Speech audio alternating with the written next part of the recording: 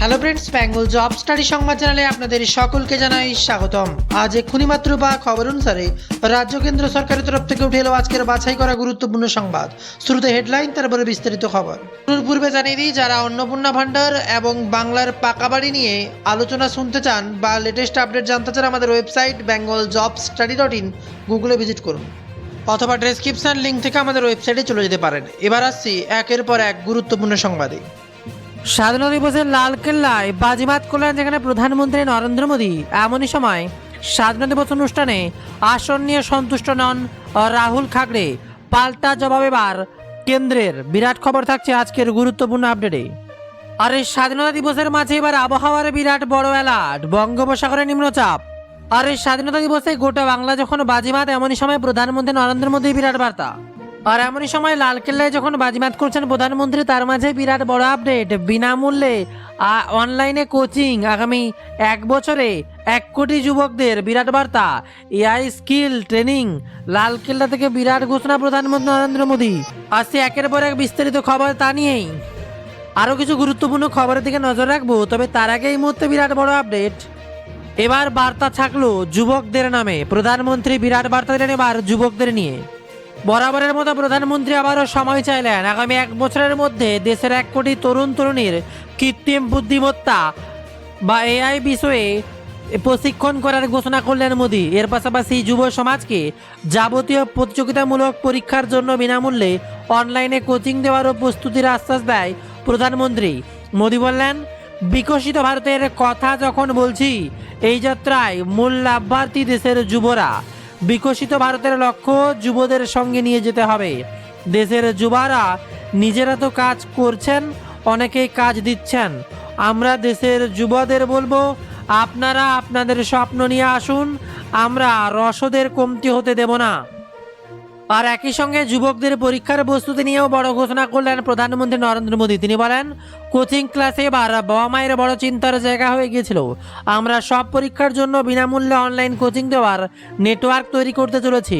প্রধানমন্ত্রী আরও বলেন, দরিদ্র মধ্যবিত্ত পরিবারের কথা মতোই মাথায় রেখে আমরা কোচিংয়ের জন্য খরচা হাজার হাজার কোটি টাকা সাশ্রয় করতে চাই।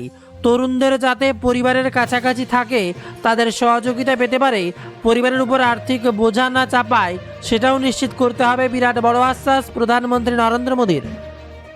আর জেনজির কথাও ছাড়লেন না। জেনজি ভারতের স্বপ্নকে বাস্তবে পরিণত করবে। লালকেল্লা থেকে স্বাধীনতা দিবসে প্রধানমন্ত্রীর ভূয়সী প্রশংসা এবার জেনজিকে নিয়ে। স্বাধীনতার 80তম উদযাপনে লালকেল্লা থেকে প্রধানমন্ত্রীর ভাষণে উঠে এলো জেনজির নাম। প্রধানমন্ত্রী নরেন্দ্র মোদী শনিবার বিকশিত ভারতের সাথে জেনজিকে এবার তুলে ধরলেন। আর অপরদিকে লালকেল্লার মঞ্চ থেকে অলিম্পিক্স নিয়ে বড় ঘোষণা করলেন প্রধানমন্ত্রী নরেন্দ্র মোদী। কি বার্তা! লালকেল্লার মঞ্চ থেকে ভারতের উন্নতির ডঙ্কা বাজিয়ে দিলেন।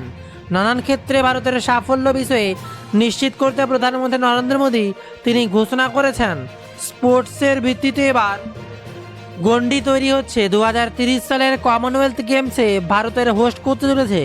এরপর ভারতের নজরে অলিম্পিক্সের আয়োজন। বিরাট বার্তা এবার ভারতের প্রধানমন্ত্রী নরেন্দ্র মোদী।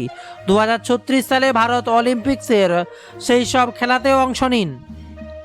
তবে স্বাধীনতা দিবসে যেমন চলছে রাজ্য রাজনীতিক চাপানুতোর, তেমনই এবার রাজ্য রাজনীতিক একের পর এক আলোচনায়। গোটা বাংলায় এবার তোলপাড়। কি হচ্ছে পরিস্থিতিকে এবার দেখার মতো। হঠাৎ করে এই ঋতব্রত শিবিরের অনুষ্ঠানে হাজির কুণাল ঘোষ। কেন এবার তুঙ্গে জল্পনা? নিজেই সব জল্পনার অবসান ঘটিয়েছেন বেলেঘাটার বিধায়ক। তিনি জানিয়েছেন, তপসিয়ায় যে তৃণমূল ভবন রয়েছে তা এখন নির্মায়মান। সেখানে দোলা সেন বিশ্বনারায়ণ চট্টোপাধ্যায়ের সঙ্গে পতাকা উত্তোলনের কর্মসূচি যোগদান করেন। তারপর তিনি নিজের বিধানসভা এলাকায় বেলেঘাটের উপর দিয়ে যাচ্ছিলাম। তখন দেখেন যে মেট্রোপলিটন ভবনে পতাকা উত্তোলন হচ্ছে। তারপর কি করলেন, কি বললেন কুণাল? যেখানে মেট্রোপলিটন ভবনে তৃণমূলের পতাকা উত্তোলন, আর তাতে অধিকৃত অফিস, তখন স্বাধীনতা দিবসের উদযাপন চলছে। পতাকা উত্তোলন করছেন চন্দ্রিমা ভট্টাচার্য, অরূপ রায়, কোহিনুর মজুমদার। ঠিক সেই সময় দেখা গেল এক অন্য ছবি। ঋতব্রত সর্বের অনুষ্ঠানে হাজির কালীঘাটের তৃণমূলের কুণাল ঘোষ। যে কুণাল বারবার ঋতব্রত শিবিরকে করে আক্রমণ করেছেন, সেই কুণালই চন্দ্রিমা রূপের সঙ্গে দাঁড়িয়ে। তাহলে কি ঋতব্রত শিবিরের সঙ্গে দূরত্ব ঘুচেছে কুণালের? বেলেঘাটা বিধায়কের আচমকাই পদক্ষেপে জোর জল্পনা শুরু হয়েছে বঙ্গ রাজনীতিতে। ঋতব্রত অনুষ্ঠানে কুণাল ঘোষ, আর তারপরেই তিনি স্পষ্ট বলেন, যেখানে অনন্ত মহারাজের গ্রেপ্তারে মেট্রোপলিটন ভবনে পতাকা উত্তোলনের পর বীর শহীদদের শ্রদ্ধা জানান কুণাল ঘোষ। এরপর বক্তৃতা দেন তিনি। স্বাধীনতা দিবসকে অনুষ্ঠান থেকে নেতাজির অপমানের বিরুদ্ধে গর্জে ওঠেন অনন্ত মহারাজের গ্রেপ্তারের দাবি করেন তিনি, আর একই সঙ্গে সাংসদ পদ খারিজ ও দল থেকে বহিষ্কারের দাবি জানান। কিন্তু ঋতুসভের অনুষ্ঠানে তার এই হঠাৎ পদার্পণ কেন, তা নিয়ে চলছে বিশ্লেষণ। ঋতুসভের অনুষ্ঠানে কেন কুণাল নিজেই সব জল্পনার অবসান ঘটিয়ে বেলেঘাটের বিধায়ক তিনি বলেন, তপসিয়াতে যে তৃণমূল ভবন রয়েছে যা এখন নির্মাণ, সেখানে দুলা সেন, বৈষ্ণবনাথ চট্টোপাধ্যায়ের মধ্যে পতাকা উত্তোলন কর্মসূচি যোগদান করেন। তারপর তিনি নিজের বিধানসভা এলাকায় বেলেঘাটের উপর দিয়ে যাচ্ছিলেন, তখন দেখেন যে মেট্রোপলিটন ভবনে পতাকা উত্তোলন হচ্ছে। আর তাই কুণালের কথায় তিনি নিজেই একজন স্থানীয় বিধায়ক হিসেবে সেই উদযাপনে অংশগ্রহণ করেন। কুণালের ব্যাখ্যা, আমি গাড়ি থেকে আচমকাই নেমে যেখানে যাই, কারণ আমি তো ওখানকার বিধায়ক আর আমার দলের নাম করে পতাকা তোলা হচ্ছে, তাই আমি যাই। আমাকে দেখে তারা বিস্মিত হন বটে, শ্রদ্ধা জানাই, শহীদ বেদিতে ফুল দিই। আমি চলে যাচ্ছিলাম, তখন আমাকে বক্তৃতা দিতে বলেন ওরা। বক্তৃতায় আমি বলেছি, মমতা বন্দ্যোপাধ্যায়ের নেতৃত্বে তৃণমূল কংগ্রেস লড়ছে ও লড়বে। নেতাজিকে যেভাবে অপমান করেছে বিজেপি সাংসদ, তাকে গ্রেপ্তার করা উচিত, এই ব্যাখ্যা দিলেন তৃণমূল বিধায়ক। তবে ঋতব্রত শিবিরের অনুষ্ঠানে কুণাল ঘোষের উপস্থিতি ভবিষ্যতের কোনো আলাদা মাত্রা যোগ করে কিনা সেই সময়ই উত্তর দেবে। আর এর মাঝে এক ভয়ানক বিপদের খবর, নিখোঁজ 5 ভারতীয় জওয়ান। মেঘভাঙা বৃষ্টিতে তছনছ অরুণাচল প্রদেশের আনিনি পশু পানি এলাকায় মেঘভাঙা বৃষ্টি হয়েছে, আর তার জেরেই ব্যাপক ভূমিধস ও হড়পাবান দেখা গেছে। এই ঘটনায় 7 জন সেনা জওয়ান নিখোঁজ বলেই সংবাদ সংস্থা সূত্রে খবর। 2টি শেল্টারে ভেসে যায় জলের ধাক্কায়। পরে 2 জন জওয়ানকে উদ্ধার করা গেলেও বাকি 5 জনের খোঁজ পাওয়া গেল না বলেই খবর। প্রতিকূল আবহাওয়ার মধ্যে উদ্ধার কাজ চালানো হচ্ছে। 5 গ্রেন্ডার 2 জন উদ্ধার হয়েছে। আর এর মাঝেই স্বাধীনতা দিবসের দিনে এবার একের পর এক কাণ্ড। ইন্দোনেশিয়ায় ফের শক্তিশালী ভূমিকম্প, ফের 7.7 মাত্রায় শক্তিশালী ভূমিকম্প। 12 ঘন্টা পর ইন্দোনেশিয়ায় 6.9 মাত্রায় আরও একটি কম্পন। ভোরবেলায় ভূমিকম্প এখনও পর্যন্ত সে দেশে 40 জন মারা গিয়েছে, আর এখনও মানুষের ধ্বংসস্তূপের নিচে আটকে রয়েছে বহু। মৃতের সংখ্যা বাড়তে পারে বলে আশঙ্কা। সকালে ভূমিকম্পটি আঘাত হানে তেনেগ্গার প্রদেশের পূর্ব নুসুর ক্লেসার দ্বীপে।